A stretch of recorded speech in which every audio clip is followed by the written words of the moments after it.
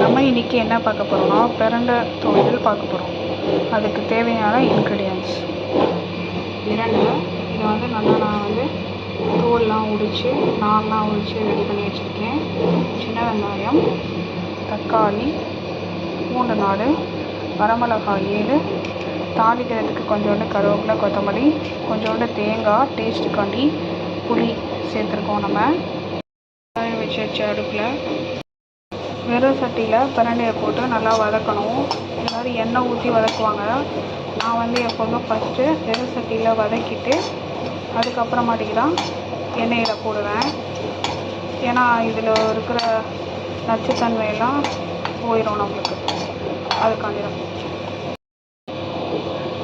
நல்லா வதங்கிக்கிட்டுருக்கு. இப்போ நல்லெண்ணெய் கொஞ்சோண்டு விட்டுக்கிறோம். அதில் இப்போ திரும்பியும் பிரண்டையை நம்ம வெறும் சட்டியில் வதக்கணுமா, அதை போட்டுக்கிறோம். எதுக்கு இப்படி 2 தடவை பண்ணுறோம் அப்படின்னா, அது அரிக்காமல் இருக்கிறதுக்காண்டி, அரிக்கும் அதை தவிர்க்கிறதுக்காண்டி வடையில் ஒரு தடவை போட்டு அப்புறம் எண்ணெயில் ஒரு தடவை இது மாதிரி போட்டு எடுத்துக்கிறோம். அப்போனா அந்த அரிப்புத்தன்மை போயிடும் நம்மளுக்கு. இப்போ நல்லா வதங்கிடுச்சு. இதை நம்ம எடுத்துக்கலாம் ஒரு பிளேட்டில். இப்போ எண்ணெய் ஊற்றியாச்சு. தேவையான அளவு உளுந்து, கடலைப்பருப்பு,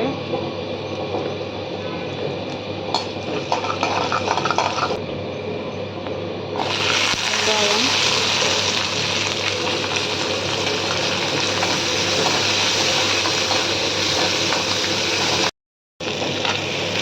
பூண்டு,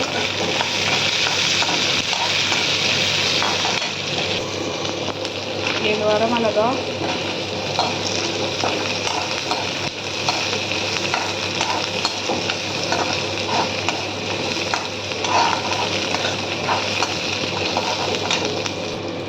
தக்காளி,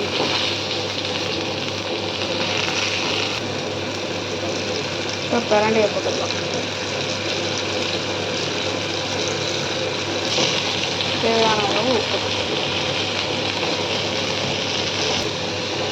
நல்லா வதங்கிடுச்சு. இப்போது தேங்காய் கொஞ்சமாக சேர்த்துக்கோங்க. ஒரு டேஸ்ட்டுக்காண்டி தான். அடுப்பை அமர்த்திடலாம். அந்த சூட்லேயே தேங்காய் வதங்கிடும்.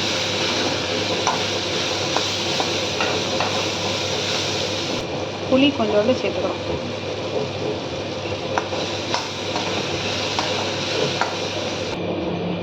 கொஞ்சம் நேரம் ஆறட்டும். அப்புறமாட்டிக்கு மிக்சியில் அரைச்சிக்க வேண்டியதான். தாளிச்சுட்டு கொட்ட வேண்டியதான்.